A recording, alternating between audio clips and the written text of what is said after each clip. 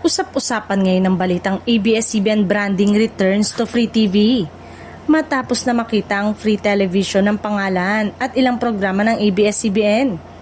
Matatanda ang noong 2020 ay nawalan ito ng prangkisa kaya napilitan itong itigil ang free-to-air broadcasting nito. Simula noon, naging aktibo ang network sa cable, digital platforms at pakikipag-partner sa ibang istasyon upang maipalabas ang kanilang mga programa. Sa kasalukuyan, may mga palabas at content ng ABS-CBN ang napapanood sa Free TV sa pamamagitan ng block time at licensing agreement. Isa sa mga naging pangunahing partner nito ay ang All TV ng pag-aari ng Advanced Media Broadcasting System. Sa ilalim ng kasunduang ito, naipalabas ang ilang programa ng ABS-CBN sa free television nang hindi kinakailangang magkaroon ng sariling prangkisa ang network.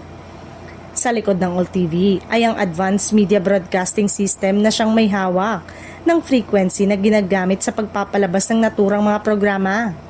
Dahil dito, malinaw na hindi direktang pagbabalik ng ABS-CBN bilang isang independent free TV broadcaster ang nagaganap, kundi isang pakikipagtulungan lamang upang maihatid muli ang kanilang content sa mas malawak na audience. Kabilang sa mga nakikitang tatak sa Free TV ay ang Kapamilya Channel na nagsisilbing pangunahing plataporma ng ABS-CBN para sa kanilang mga palabas matapos ang franchise issue sa pamamagitan ng simulcast at block time arrangement na ipapakita muli ang ilang entertainment at news program sa telebisyon na walang bayad.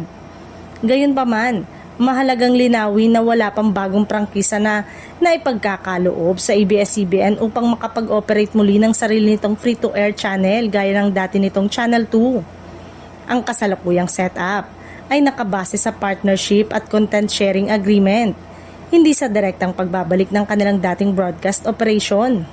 Sa kabuuan, maaaring sinasabing bumalik ang branding ng ABS-CBN sa Free TV sa anyo ng kanilang mga programa at pagkakakilanlan sa pamamagitan ng partnership network.